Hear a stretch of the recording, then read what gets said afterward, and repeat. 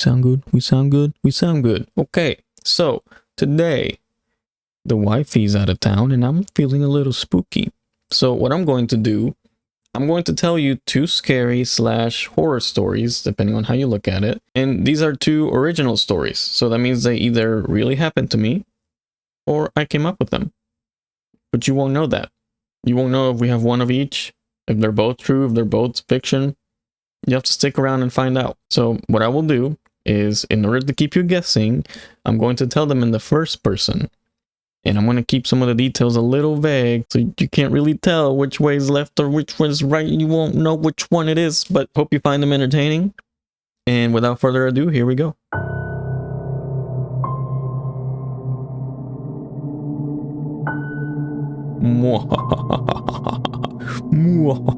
I don't know why I did that. I just thought it would fit the mood. Here we go.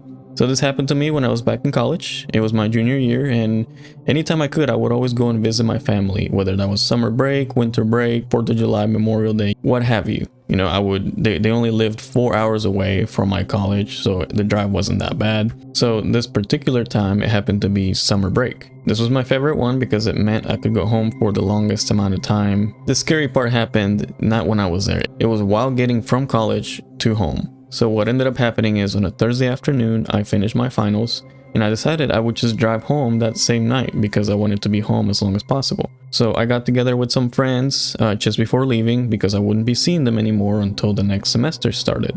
So it was like a little goodbye thing, and I ended up going to my dorm around 8 p.m. or so and started packing and getting together all the things that I needed to get.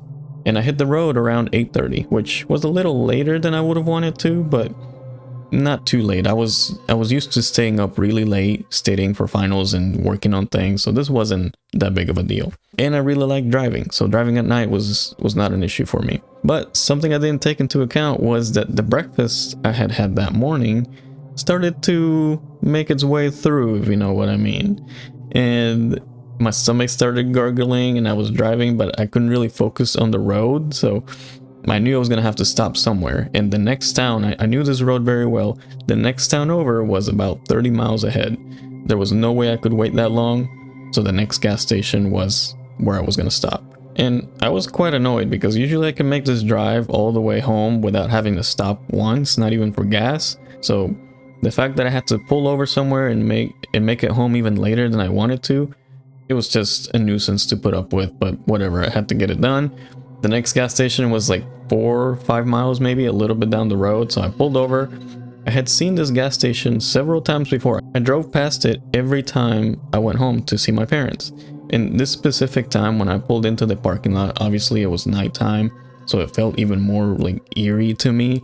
And there was one of the lights above the gas pump that was kind of flickering, and there were like these two old, really beat up cars parked next to each other. So that kind of freaked me out a little bit, and I just went and parked on the other side of the parking lot. And this gas station was really not kept well. When I pulled in, I could see a trash can that was overflowing. It hadn't been taken out at all. The dirty walls around the gas station, it just felt weird. It fit the mood for every little creepy thing you could think of. So I walk into the gas station, and off to the left, there's this guy who's sitting behind the cashier. He's obviously the employee there, the one and only, it seems to me. And he's just kind of leaning back in his chair, kind of like this, reading his newspaper. And as I walk in, he kind of puts it down and looks over at me, kind of like confused in some way. Which, fair, right? Like what's a guy like me doing here at this late of night? It was like 11 o'clock. I had like another hour or so to drive home. But what's a guy like me, this young, doing at this gas station that I clearly felt out of place? And I think the cashier could tell as much. So I didn't say anything. I was just laser focused on the bathroom, which was in the back of the store. And I started walking my way over there. I took a mental note, like maybe I should buy something on my way out just to kind of say thank you, because this is literally saving my butt. I finally make it to the restroom. I open the door. It makes this squeaky sound, and it's just like this old squeaky door, you know. So I enter the restroom, and there's one urinal, 2 stalls, right? I just walk. I'm taking the biggest one. I go to everybody takes the biggest one. I take the biggest one all the way to the back of the restroom. I lay some toilet paper down on the seat because there's no seat cover, and I just sit down and I go about my business. And then about 20 seconds later, the light above me starts flickering. Kind of like the one outside above the gas pumps. It just starts flickering. Which in my head, I'm like, okay, that's weird. But also, this store is pretty old. So it makes sense that these light bulbs may not be working as well as they used to. So I'm just going to try to ignore it, going about my thing. I want to get out of there as soon as I can. And then a few more seconds go by. And the light flickers a little faster before it just completely turns off.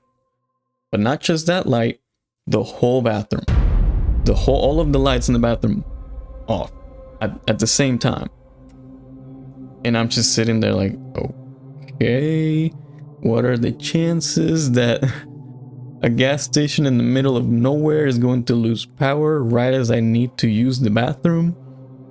This seems weird. It wasn't storming or windy or anything like that, so I'm assuming the store just lost power. I go to grab my phone. Everybody has a flashlight now.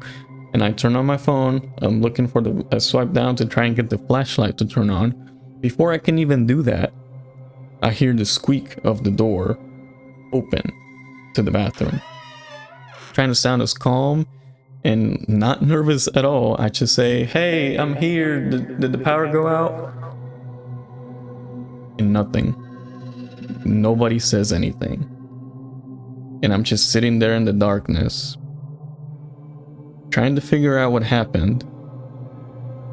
And nobody answered me, so I start to look over for my flashlight again. And I turn it on, and I just see the stall around me. And then I start to hear footsteps inside the bathroom. And you could clearly hear the footsteps were in the bathroom with me. Not outside, in the bathroom. Which means somebody came in, did not answer my question, and when the door swung open, there was no light that came in. So that means the store, the main room in the store where all the snacks are and everything, that room had no lights either. So the power went out in the whole store.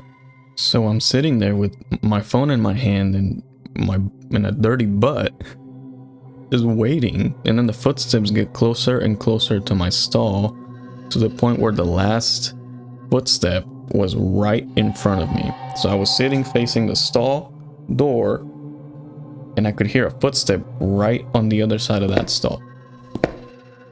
And then I had my flashlight off at this point, and I'm just kind of sitting there.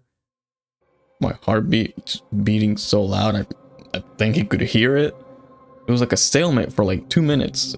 It felt that long. It probably wasn't that long, but until I finally said, "What do you want?" I could hear the fear in my voice, and I'm sure they could too, but they didn't say anything. And then a few more seconds went by. I was starting to grab some toilet paper because I knew if I had to get out of here in a hurry, I didn't want to run out of here with a dirty butt. So I grabbed some toilet paper. I tear off a piece, and as I'm doing it, I'm just yelling like, "Dude, what do you want? Get out of here." And so he finally replies, but not with words.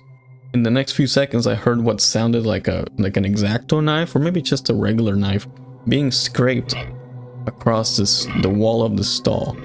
Like a knife being scraped over and over again, like maybe he was engraving something. And this whole time, I'm still wiping because I know I have to get out of there soon. And I'm like petrified. I'm not sure how I'm actually managing to do this.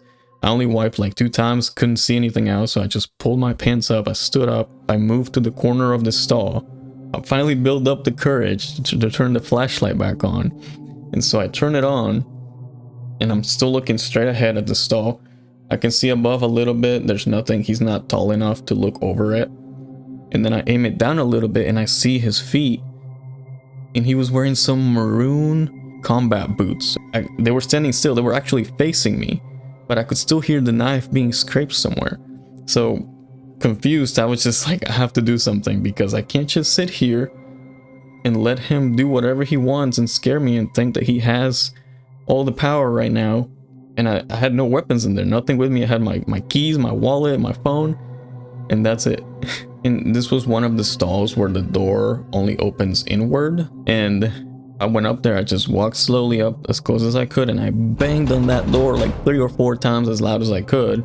I just kind of froze after that, but that kind of seemed to scare him, or at least warn him of something, because I could hear his feet shuffle backwards a little bit. I was getting ready to do it again, but then I kept hearing his footsteps, and they were getting more and more faint now, like that he was walking away. Sure enough, a few seconds later, I hear the squeak of the door, of the bathroom door, open again, and then I hear it shut. So in my mind, I'm thinking, did this guy just leave? Is he not gonna do anything now? At the same time, I'm also thinking, this is my chance. I have to get out of here. So I open my phone again, I turn the flashlight on, I slowly undo the latch to the stall, and I open the door just a little bit and shine my flashlight through it to make sure he's actually gone. And then I open the door all the way. I'm just kind of running towards the door. I'm not even gonna lie to you guys, I didn't wash my hands. I didn't care about, at this point, I was not gonna buy anything. I just wanted to get out of here. So I run, I open the door, and when I open the door to the main room of the gas station again, the lights in that room were on. The bathrooms wasn't. So somewhere in the whole terrifying moment I had, the lights in the bathroom remained off, but the ones in the main room stayed on. I didn't even stop to question it. I just opened the door, I ran as fast as I could through the chip pile and everything. I still saw the guy just still sitting there with his newspaper. He didn't even look at me this time. And I just run right past him into the car. I have my keys in my hand. I unlock it before I even get there. I open the door, turn it on, back up in reverse, screech out of there. I see that instead of 2 cars, now there's only 1. And so I'm driving away, and I get on the highway, and I'm going like 90 down this highway, just trying to get away from this gas station as much as I could. It wasn't until like 10 minutes later that I finally managed to catch my breath and started to think, like, who could that have been? That was the most scared I've been. Maybe they were just trying to play some prank on me, and maybe even the cashier was in on it. But man, that was terrifying. And yeah, I eventually made it home safely, and I told my family all about it.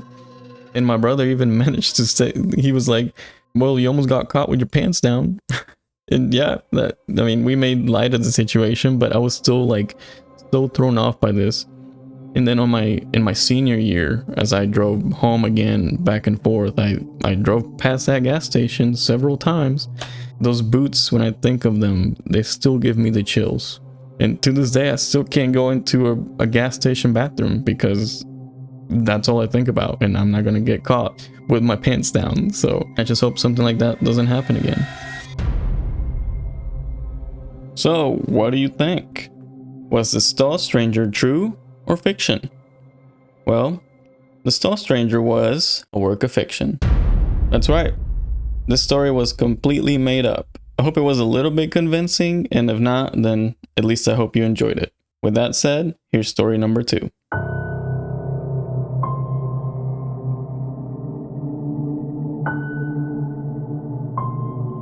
So this took place about 15 years ago. My family and I, we were all living in a duplex. And if you don't know what a duplex is, it's basically a huge house split down the middle, and it's identical on both sides. It just mirrors each other. And you have neighbors on one side, and then you live on the other side. So we were used to noises because we had neighbors right next to us. That'll become important here in a moment. And we had been living there, I don't know, maybe 2 or 3 years. But our landlord, she was like a micro landlord. And so when we had a month left in our lease, we were thinking about renewing it, and we were surprised that she hadn't reached out yet and see if we wanted to renew it. So about a month away from our lease ending, she lets us know that she will not be renewing our lease, and we have to find a new place to live. So as you can imagine, this kind of sucked, and we didn't have very many options. Luckily, we had a neighbor, I forget the neighbor's name, but he lived maybe like 2 duplexes down from us, and he told us, hey, I have this friend, his name is John. He is actually working on an older house. It's his house, but it's not completed, and he's doing some modifications to it. He's remodeling it, but he should be done in about a month, so you and your family can go ahead and move in. Again, we didn't have very many options, so we said, okay, let's go ahead and meet this John guy and check out the house, and we'll see what we think, So sure enough, the very next day, he texts us to go meet this John guy. And this house is maybe like 2 or 3 minutes from where we're currently living. So it's kind of convenient, and that's a good start. And this house is obviously like from the 80s, maybe. I don't know. I think 15 at the time. And just to paint you a picture of this house, it's basically a one-level home with a basement. It doesn't have an attached garage, but it does have a driveway that leads into this covered area, which would technically be the garage. So we go into this house, and you can tell right away the living room is fine, but basically the rest of the house is not. There are 2 bedrooms that are missing drywall. The basement is obviously unfinished. It only has wooden studs holding up the frame of the house, and there's some divisions made there where you can clearly tell he's gonna make a small bathroom.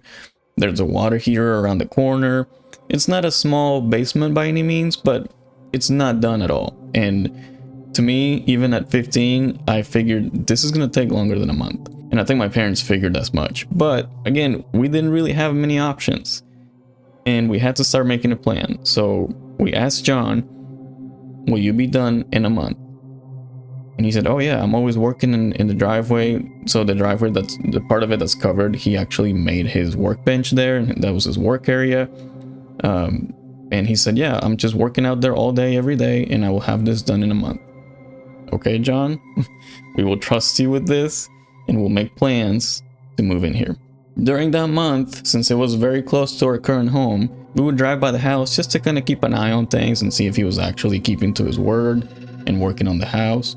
And sure enough, he would be on his workbench a lot of the time, just working on something, just hammering away or using the little cutting machine, whatever it's called. So we figured, hey, John's been working on the house like he said he would. So let's just keep on moving forward and make a reservation for our U-Haul truck that we were going to use and all that stuff. So the month comes and goes, and we finally pack up our U-Haul truck, we fill up our cars, and we drive to the new house. We pull up to the driveway, we see that the workbench that John has been using is still there. It doesn't look changed at all, but we didn't really mind that. We go into the house, and guess what? The house looks exactly the same as it did a month ago. So at this point, what do? At least for the next few days, we had no other option but to unload our essentials from the U-Haul truck and put it in the living room. That was the only place that was livable in this house. So we got our mattresses, not even the box springs, nothing, just the mattresses. We put them on the floor next to each other, and we just kind of slept in this living room area on the floor. Obviously, we got our bathroom essentials and all that, but we couldn't really live there. This was during the week, and my brother and I, we had to go to school. We had to walk down the street, catch the bus. So the first night, we just kind of slept there. We were talking amongst ourselves. We went to sleep. Everything was okay. So the next day, we go to school. We come back. We settle in for bed. We start going to sleep. We're kind of talking just about how John really didn't do anything. My parents were looking into another place, and they were talking to other people, trying to figure out another place to live. And we're just kind of talking. All of a sudden, we start hearing this hammering sound. And it sounds exactly like you would imagine a hammer, a metal hammer, hitting a wooden plank. And it was just an even, like someone was trying to hammer something in. And at first, we didn't really notice it because, like I mentioned earlier, we were used to living in a duplex. So we were used to having noises next to us. And in our heads, since we're so accustomed to that, we figured the neighbors are doing something. They're working on something. This house was a standalone house. The next closest house to us was maybe 40 yards away or something like that. So then my dad started to think, this hammering sounds awful close to the house, but we don't have neighbors like we used to.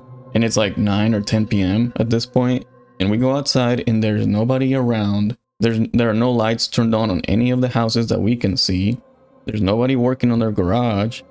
And then we thought maybe John came by and started working on something at 9 p.m. and just didn't let us know that he was coming. So we go out the front door, we walk towards our driveway, we walk up to the garage, which was to the side of the house, the covered area. And yeah, his workbench is there, but he's not there. There are no tools left out. Everything is just kind of organized in this workbench. So he didn't just come by and start working on anything. We go back inside the house. The hammering is still going on at this point. So we figured, what other place could it be coming from if not the basement. So my dad and he's leading the way. He walks to the back of the living room where the door to the basement is, and it's just a staircase looking down to the basement. And so he opens the door, turns on the light, hammering still going on. And then we start to walk down the staircase. Eventually, once you get about halfway of the staircase, maybe a little more, you can peek your head over and see the basement. So we start walking down the basement. Right about when he gets to halfway point, right before he can actually duck his head and look, the hammering just completely stops. And so this kind of throws him for a loop, because it feels weird that it stopped right as he was about to get a glance, if anything was down there. So he just kind of stops and looks at me. He's like, I don't know what that was. And so we go back up to the living room, turn the light off, close the basement door, start settling in again to try and go to sleep. And about 10 minutes later, the hammering starts again. Except it's a little different than the first time. The first time it was an even, like a rhythmic hammering of something. This time it's just, you can't really figure out a pattern from this type of hammering. Whereas the first time, my dad may have thought that maybe it was something in the basement, or like a machine that John had set up. Maybe it was making a constant noise, bumping on something. Whatever. It wasn't that, because it wasn't a constant beat this time. So it was weird. It was very much human-like, as if somebody was hammering and then taking a pause and continuing to hammer. We didn't even look outside this time. We didn't go to the driveway. We just go straight to the basement. I don't know why I'm following him. I'm like 15, but I'm curious. He opens the door to the basement, turns on the light, and starts walking down the stairs. And again, as soon as he reaches the middle of the staircase, right before he can look, the hammering stops. He looks up at me a little bit more freaked out, because obviously something knows you're coming and it's just stopped. The first time you maybe just dismiss it as whatever, but the second time that was a little weird, and I remember being a little freaked out as well. But what else could we do? We were freaked out, yeah, but we just went back up and went to sleep, and it didn't happen again that night. It was just so weird, and it's something that my dad cannot explain to this day. So I don't know what that may have been. In the morning, before going to school, we go down to the basement and just kind of look at the scene, if there's anything amiss that shouldn't be there, or something that could be making that noise. We didn't find anything. There was no hammer in sight either. If there was a hammer, it was outside in John's workshop. And nothing else happened the third day we were there. We did see John, and we asked him, hey, did you come by at night by any chance? Or since you're here all the time working, have you ever heard a noise like this? And he had a serious kind of tone at this point. I think he was just kind of fed up with us being there, and he couldn't really work because we were in the way. But he had told us he would be done, so what else did he expect us to do? But anyways, he just denied knowing any sort of noise like this, so none of us really know what that may have been. So eventually my dad, he found another friend that used to live in the same road that we had just moved from. He said, hey, there's a duplex there that's vacant if you want to move in. I know the owner. And he got us in touch with the owner. We moved back in 3 days later to another duplex in the same street, but this one was actually a little better. We were just thankful that we had somewhere to live now that didn't have weird hammering going on, or John not doing any progress. We never did hear from John again. We never saw him again. And I still live in the same town, so I've driven by that house throughout the years maybe a few times. And the house, weirdly enough, looks exactly the same as it did 15 years ago. I don't know if John is still alive. I hope he is, but I don't know if he's made any progress on it, if any people ever lived there, if it's haunted. I don't know. No one knows anything except that we heard hammers one night out of the 3 that we were there. So I don't know. I couldn't tell you what happened, and neither could my dad. So was this one true or fictional? Well, the hammer was a true story. That's right. This actually did happen, and I still think about this hammer every now and then. And I asked my dad just a few days ago in preparation for this story what else he could tell me, so he filled in some of the blanks.